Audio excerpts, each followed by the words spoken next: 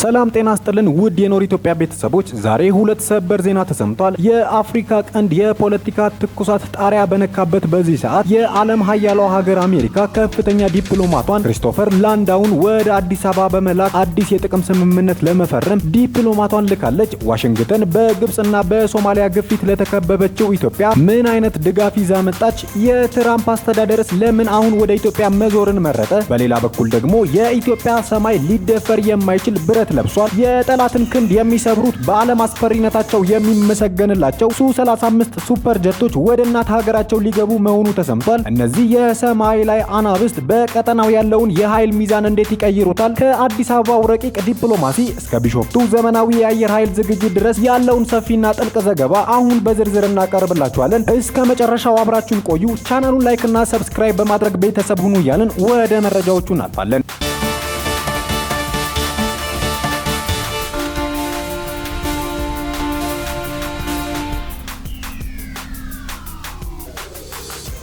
የኢትዮጵያ ሰማይ የቀጠናው የማይደፈር ግርማና የሉዓላዊነት ድልድይ። የኢትዮጵያ ሰማይ ዝም ብሎ ባዶ ሜዳ አይደለም። የአባቶቻችን ጀግንነት የታተመበት፣ የጥቁር ሕዝቦች ኩራት የተሰቀለበትና የኢትዮጵያዊነት ግርማ ሞገስ በደማቁ የሚታይበት ታላቅ አደባባይ ነው። ኢትዮጵያ በአቪዬሽን ታሪኳ ገና ዓለም በቴክኖሎጂ ባልሰለጠነበት ዘመን በ1920ዎቹ አድዋና ኢትዮጵያ የተሰኙ አውሮፕላኖችን በማስመጣት የጀመረችውን ጉዞ ዛሬ ለቀጠናው ብቻ ሳይሆን ለመላው አህጉር አስፈሪና የተከበረ አቅም እንድትገነባ አድርጓታል። ይህ የበላይነት ደግሞ በአጋጣሚ የመጣ ሳይሆን በደምና በላብ በእውቀትና በስትራቴጂ የታነጸ የዘመናት ውጤት ነው። ጦርነትን የሚያስቀረው ጥንቅቅ ያለ ዝግጅት ነው እንደሚባለው ኢትዮጵያ ዛሬም እንደ ትላንቱ ሰላሟን ለማስከበር በዘመናዊ ወታደራዊ ቴክኖሎጂ ራሷን እያስታጠቀች ትገኛለች። የኢትዮጵያ አየር ኃይል ቀደም ሲል ይጠቀምባቸው የነበሩትና በታሪካዊ ውጊያዎች ላይ የጠላትን ክንድ የሰበሩት ሱ-27 ጄቶች ዛሬ በዓለም እጅግ ዘመናዊና አስፈሪ በሆነው ሱ-35 ለመተካት መወሰኑ የታሪክ አዲስ ምዕራፍ ነው።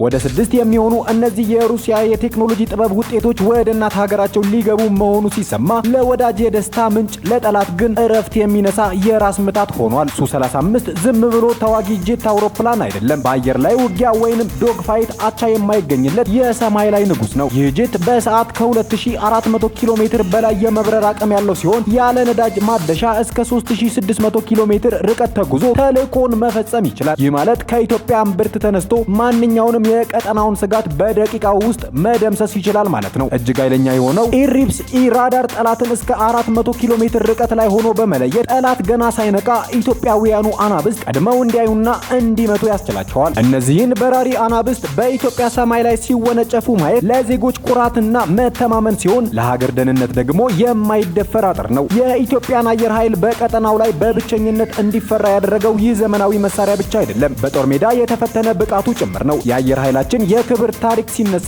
በካራማራ ሰማይ ላይ የጠላትን ወራሪ ኃይል እንደ ቅጠል ያረገፉትን እነ ሻለቃ በዛብህ ጴጥሮስን ማስታወስ ይገባል። ያ የጀግንነት መንፈስ ዛሬም በዘመናዊው የኢትዮጵያ አየር ኃይል ውስጥ በደማቅ ሁኔታ ይኖራል። ዛሬ ኢትዮጵያ በታላቁ የህዳሴ ግድቧ ላይ የምታጠላውን ማንኛውንም ጥቁር ጥላ ለመበተን የምትጠቀምባቸው የጦር መሳሪያዎች ከነዚህ ጀቶች ባለፈ በሰው አልባ አውሮፕላኖች ወይንም ድሮኖች ዓለምን ያስደመመ ደረጃ ላይ ደርሳለች። የቱርኩ ባይራክታር ቲቢቱና የሌሎች ሀያላን ሀገራት ድሮን ጥምረት ኢትዮጵያን በአፍሪካ ቀንድ የቴክኖሎጂ የበላይነት ባለቤት አድርገዋታል። ይህ ወታደራዊ ግርማ ደግሞ ከሲቪል አቪዬሽኑ የበላይነት ጋር በጥብቅ የተቆራኘ ነው። የኢትዮጵያ አየር መንገድ የአፍሪካ ኩራት ብቻ ሳይሆን የዓለም አቀፍ አቪዬሽን መሪ ነው። እንደ ቦይንግ እና ኤርባስ ያሉ የዓለም ግዙፍ ኩባንያዎች ኢትዮጵያን እንደ ዋነኛ አጋር የሚመርጧት በምክንያት ነው። የኢትዮጵያ ጂኦፖለቲካዊ አቀማመጥ ሀገሪቱን የአፍሪካ መግቢያ በር አድርጓታል። ቦይንግ አዲሱን 787 ድሪም ላይን አውሮፕላን ሲሰራ ቀድሞ ለኢትዮጵያ እንዲሰጥ ያደረገው አየር መንገዱ ባለው እጅግ የላቀ የጥገና ማዕከልና በፓይሎቶቹ ብቃት ስላመነ ነው። ኤርባስም ቢሆን ኤ350 የተሰኘውን ዘመናዊ አውሮፕላን በአፍሪካ ለመጀመሪያ ጊዜ ለኢትዮጵያ ያስረከበው ይህች ሀገር በአቪዬሽን ሳይንስ የተገዛች መሆኗን ስለሚያውቅ ነው። የኢትዮጵያ ጂኦፖለቲካዊ ፋይዳ ከጥቅም በላይ የህልውና ጉዳይ ነው። በቀይ ባህር አካባቢ ያለውን ስልታዊ እንቅስቃሴ ለመቆጣጠር በአፍሪካ ቀንድ የሚነሱ የደህንነት ስጋቶችን ለመቀልበስና የሀገሪቱን የኢኮኖሚ ትስስር ለመምራት የኢትዮጵያ አየር መንገድና አየር ኃይል ተደጋጋፊ ሚና ይጫወታሉ። የውጭ ኃይሎች ኢትዮጵያን ሲመለከቱ የሚያዩት በአየር ላይ የተገነባውን የማይበገር ግንብ ነው። ይህ ግንብ ደግሞ በቴክኖሎጂ ብቻ ሳይሆን ኢትዮጵያ አትሸነፍም በሚል የሀገር ፍቅር ጽናት የታጠረ ነው። በአየር መንገዱ የሚሰለጥኑ በሺዎች የሚቆጠሩ የአፍሪካ አቪዬሽን ባለሙያዎች ምስክርነታቸውን የሚሰጡት ለኢትዮጵያውያን የሥራ ስነ ምግባርና ጥበብ ነው። ይህ አቅም ዛሬ በከፍተኛ ፍጥነት እያደገ ነው። ኢትዮጵያ የራሷን አውሮፕላን የመገጣጠምና ወደ ጠፈር ምርምር ወይንም ስፔስ ሳይንስ የመሸጋገር ራዕይን ሰንቃለች። ይህ ማለት የኢትዮጵያ የበላይነት ከሰማይ አልፎ ወደ ህዋ እየተራመደ ያለ ማለት ነው። ቦይንግና ኤርባስ ኢትዮጵያን መረጡ ማለት የአፍሪካን መጻኢ ዕድል መረጡ ማለት ነው። እያንዳንዱ አውሮፕላን በቦሌ ዓለም አቀፍ አውሮፕላን ማረፊያ ሲያርፍ ወይንም የእናት ሀገር ጥሪን ተቀብሎ ከቢሾፍቱ አየር ኃይል ማዘዣ ጣቢያ ሲነሳ የሚሸከመው የ120 ሚሊዮን ህዝብን ኩራት ነው። በአጠቃላይ የኢትዮጵያ ሰማይ ዛሬም እንደ ትላንቱ በልጆቿ ጥበብና ጀግንነት የታጠረ ነው። ቦይንግና ኤርባስ ማረፊያቸውን አዲስ አበባ ማድረጋቸው የዓለም ሀያላን ሀገራት ለኢትዮጵያ አየር ኃይል ትልቅ ክብር መስጠታቸው በአጋጣሚ የተገኘ ሳይሆን የኢትዮጵያውያን የጥቁር ህዝቦች የስልጣኔና የነጻነት ተምሳሌነት ማሳያ ነው። እያንዳንዱ የአውሮፕላን ድምፅ በኢትዮጵያ ሰማይ ላይ ሲሰማ ለወዳጅ የሰላምና የብልጽግና የምስራች፣ ለጠላት ደግሞ የማስጠንቀቂያ ደውል ነው። የኢትዮጵያ አየር ኃይል ራሱን እያዘመነ ያለው ሰላምን ለመፈለግ ነው። ምክንያቱም ጠንካራ መከላከያ ያለው ሀገር ሰላሙ አይደፈርም፣ ጠላትም አይመኘውም። ኢትዮጵያ በእነዚህ አዳዲስ ሱ-35 ጄቶች ታጀባ ሰማያዋንና ሉዓላዊነቷን አስከብራ ለዘላለም ትኖራለች። የኢትዮጵያ አቪዬሽን የበላይነት የትላንት ታሪካችን፣ የዛሬ ጥንካሬያችንና የነገ ተስፋችን ትልቁ ማሳያ ሆኖ ይቀጥላል። በቀጣይ መረጃ በአፍሪካ ቀንድ የፖለቲካ ሰማይ ስር አዲስና በኃይል የተሞላ የዲፕሎማሲ አውሎ ነፋስ እየነፈሰ ነው። የዚህ ንፋስ ማዕከል ደግሞ አዲስ አበባ ናት። የአሜሪካው የውጭ ጉዳይ ሚኒስትር ክሪስቶፈር ላንዳው ወደ ኢትዮጵያ የሚያደርጉት ታሪካዊ ጉብኝት ዋሽንግተን ከአዲስ አበባ ጋር የነበራትን የቆየና የሻከረ ግንኙነት ወደ አዲስ የጥቅም ጋብቻ ለማሸጋገር የወሰነችበት ትልቅ ክስተት ተደርጎ ሊወሰድ ይችላል። ይህ ጉብኝት ተራ የዲፕሎማሲ ሰላምታ ሳይሆን በፕሬዝዳንት ትራምፕ አዲስ አስተዳደር ስር አሜሪካ በአፍሪካ ቀንድ ያላትን ስልታዊ ይዞታ መልሳ ለመቅረጽ የጀመረችው የቼዝ ጨዋታ ማሳያ ነው። ላንዳው ይዘው የመጡት አጀንዳ ከኢኮኖሚ ጥረት እስከ ቀይ ባህር ፖለቲካ፣ ከታላላቅ ኃይላት ፉክክር እስከ ቀጠናዊ የጸጥታ ስጋቶች ድረስ የተሳሰረ ሰፊ የጂኦፖለቲካ መረብ ነው። አሜሪካ በአሁኑ ወቅት ኢትዮጵያን የምታያት በሁለት ወሳኝ መነጽሮች ነው። የመጀመሪያው በምስራቅ አፍሪካ የቻይናንና የሩሲያንን ተጽዕኖ ለመግታት